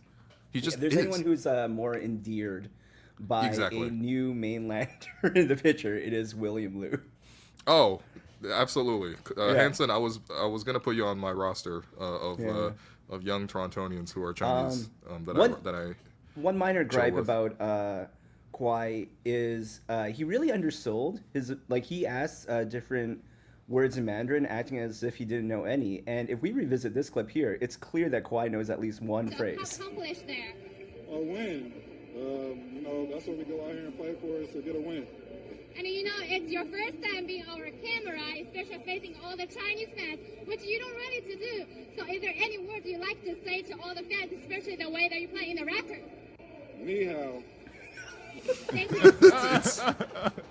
It's so good. I'm sorry. It's so good. It's so good. Why is Kawhi doing a random NBA chat interview? Oh my god. During the 2019 playoffs? No, Ni hao is one of the greatest like Kawhi memories for me, like hands down. Well, Kawhi has what would the popular term be? Microdosed. Kawhi has microdosed Asian cultures, because there's also that infamous Kawhi commercial. I think he did for HEB, which was like the supermarket chain out there in San Antonio that they all do commercials for. But there's the one where he's like dressed in like a karate outfit and he's like, "Oh no, that's after." I think that was I'm about to chop y'all up. That might have been like something Gatorade or... Really? That wasn't HEB? Okay. I just assumed it was. No, because I'm about to chop you all up is he's already in with the Clippers. Oh, really? I think he's already there by that point. Because like I'm he's about like... to chop y'all up was great.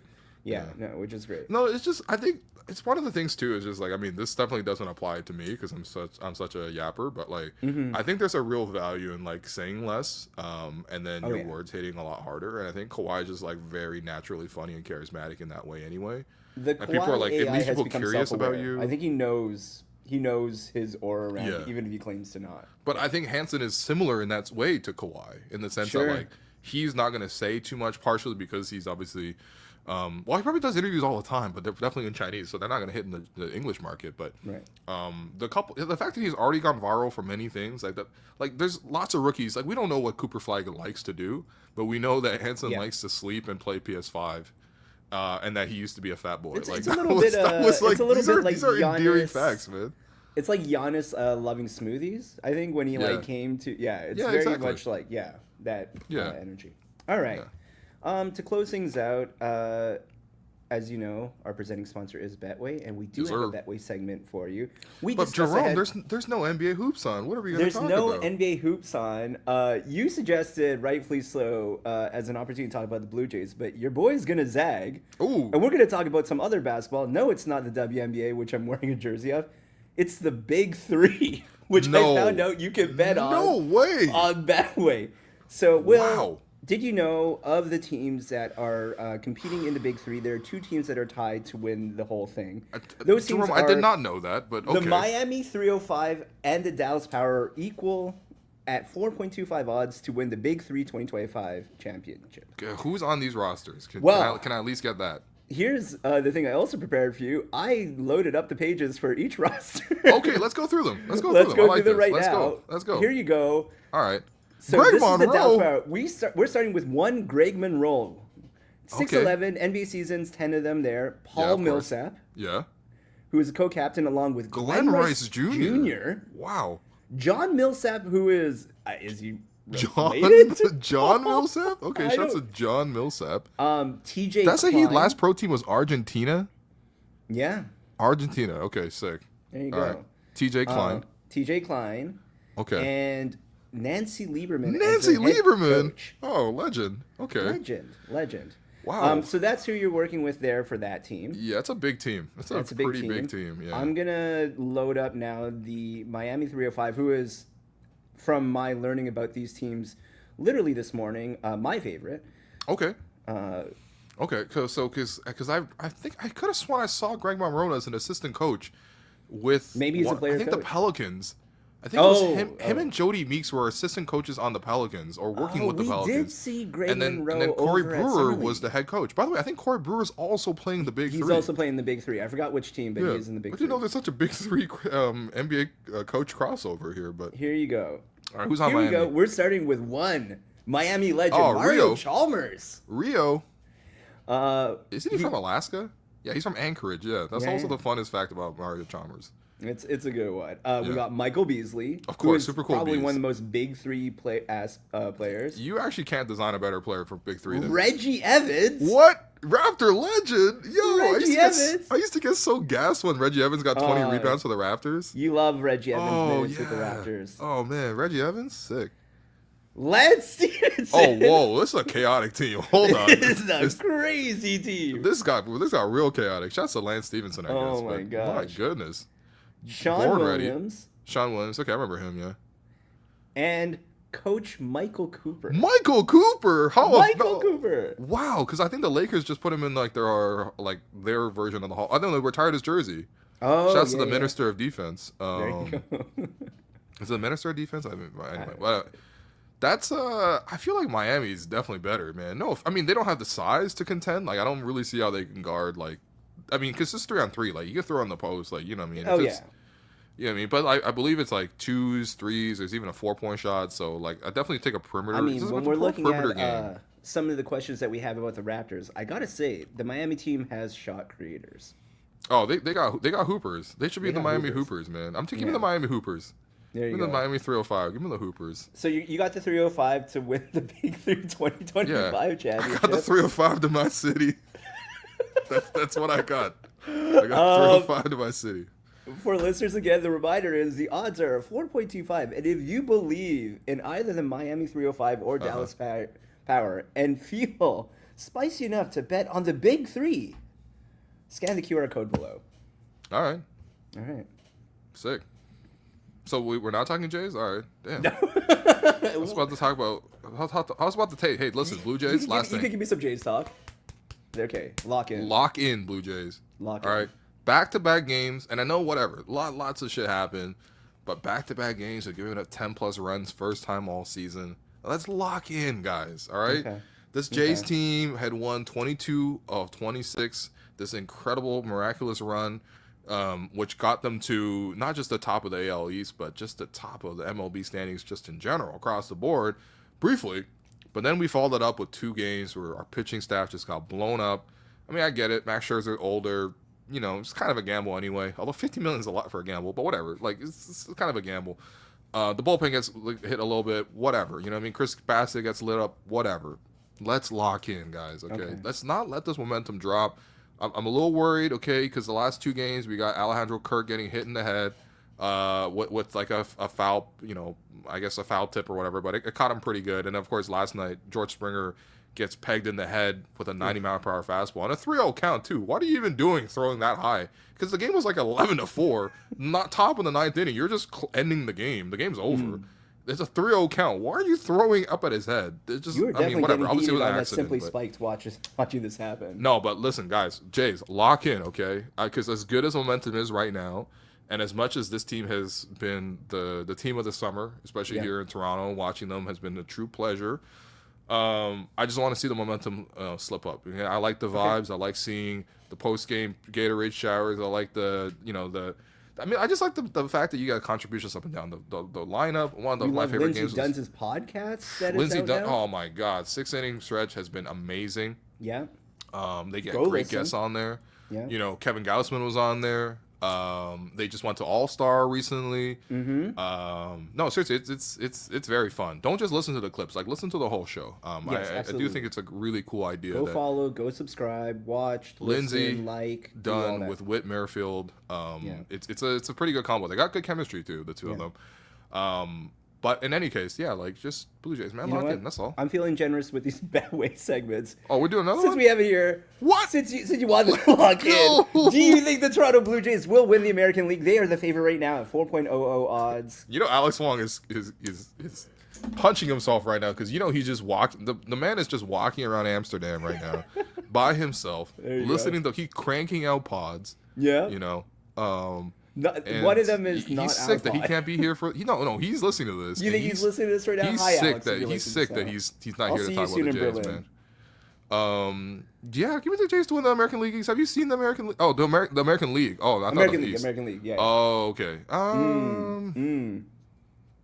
Yeah, why not? Why not? We are the hottest team. I think that there's obviously room to make some trades ahead of the deadline. I would love if they added one more starter, one more guy probably two more guys to add to the bullpen. I think our bats are done pretty well this year. So I'm not necessarily looking forward to making more trades on that side, but just let's strengthen up the pitching just a little bit. Because every day I'm always hearing on the broadcast like, they got to give Jeff Hoffman another day off. It's like he's pitched 3 or 4. I'm like, okay, let's get some more arms in there. You know what I mean? Sure. That's it. But yeah, man, the Jays are looking good, man. Team of the summer, you can continue doing the lock-in thing while I close out this segment. So if you just keep on hitting. Gotcha. So if you think that the Jays are going to lock in right now and win this American League with 4.0 odds, scan that QR code below. Lock in, guys. Lock in, guys. All right. That's it. That was fun. Thanks everyone for listening. Just some programming, just because this is technically our last live before we go on a bit of a hiatus. That's right. So right now, we're looking to get a Chucky Hepburn interview from Summer League out later this week. That's right. We also have a couple fun 2-3 minutes with Sandro that we'll probably put out either later this week or sometime next week. It's almost 4. It's almost 4, guys. Almost. But depends on what the editing looks like. It might be cut down to 2. Yeah, we're cutting it down. It's better as a short. But it's get to know Sandro. Shouts to Sandro. It's a very cute, fun get to know Sandro. But we're going to also have we haven't already recorded 2 championship react pods for Game 5 and Game 6 of the NBA Finals. So we made it to the end, although we had to cut off the Game 6 one early because Alex had to catch a flight. So that means we're going to actually come back after we get back from our trip to talk with everyone. So, your homework is listen to those while we're gone. We're going to release them while we're out. Mm-hmm. We're going to release some, old clips from, favorite episodes throughout the week. Best of. We'll have some shorts. We'll have a little bit of everything. I'm sure if you're following us on socials, you'll find some content of us over in Europe. I'm sure you're going to see Alex's whole concert. If you want to watch the whole Oasis concert in Edinburgh, I think just follow Alex. I feel if you want to hear a live stream where I'm bawling/screaming the whole time. There you go. Yes. Oh man, when they play Slide Away, oh my god. But we do have some content coming out over the next couple of weeks, and then knock on wood. I don't have wood near me. We might have some interviews that we're gonna lock down right when we get back. Oh man, yeah, we're planning, man. We're planning things. So AJ Lawson, we're coming. AJ Lawson, Andrew Nemhard, we're coming. We're coming. Serge Ryan Ibaka, Nemhard, we're trying to come as well. So, just there's an off season. We might be coming for a couple of minutes with Alex Wong. Right, Who knows? That's right. Yeah. Who knows? He's gonna have to interview Norm with his phone. Let's see how that goes.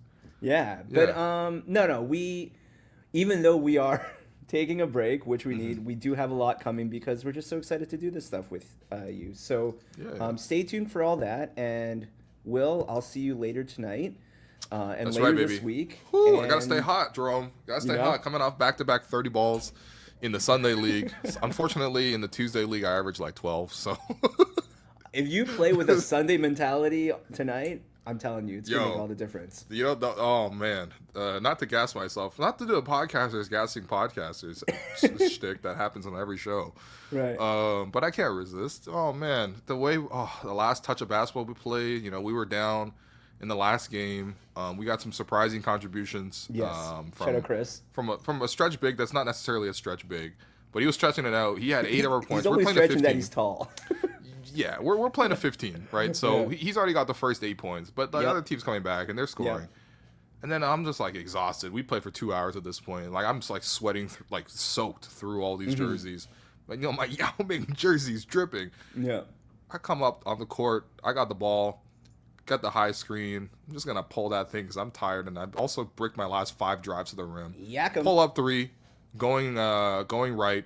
Next time down. Pull up 3, going left, fading over a good contest because I just made one.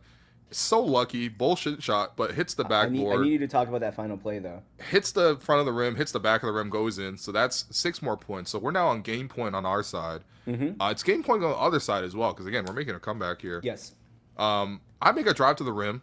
Okay, I because guys are jumping out. I made a 3-point line. I just made 2. Drive to the rim, go for the floater, complete brick. I think Jerome goes in for the putback, knowing that I was going to brick layups because we played it a lot together. Gets a hand on the tip, but couldn't tip it back. Exactly.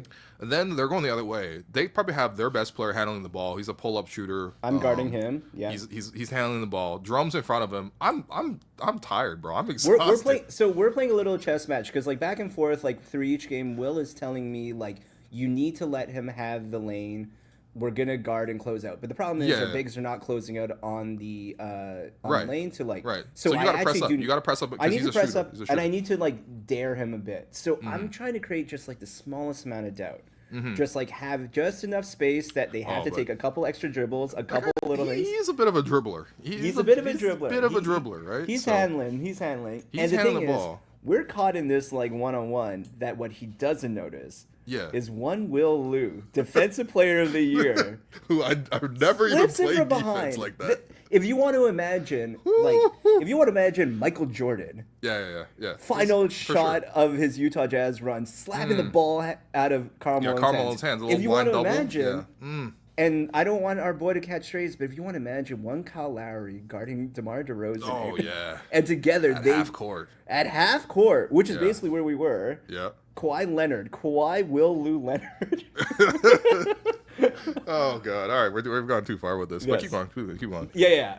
So like, I'm lazy. So I'm like not coming back on the play. Yeah, the reason why you're available is because you didn't run back on defense. I'm sorry, man. I can't do all the scoring and all the defending, guys. Yes, but like Will catches up late on defense, but no one notices. And ironically or coincidentally.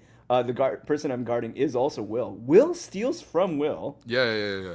And then because I know he's like doing the crossover. He has a little dance. So I'm like, if I just come from behind him and he doesn't see me coming at all, and I just like try to anticipate he's gonna go to his left hand, clean, super clean pick, like literally all ball, and then somehow had the energy to race it up the court. And even though I missed layups professionally, race is generous. I was going as fast as possible. Everyone else was catching up on the play. You sprinted. I turned a 1-0 fast break into a 1-on-2 fast break. I was contemplating chasing after you for the rebound, but I trusted 2 hours you. in, dog. We're exhausted. Yeah. No, but even though I brick layups, and I bricked my last 3 layups, to the point where one of them was so bad it hit the side of the backboard. Yeah. The side of the backboard. But made the layup, dropped in. Game over, runs over. We chest bumped. Ooh, yeah, that's right. We don't even have brawling behavior, but it was. We chest bumped. I got myself some Milky Special, and then we had some patties over at June Plum. It was a beautiful afternoon, Great afternoon. Beautiful. All right.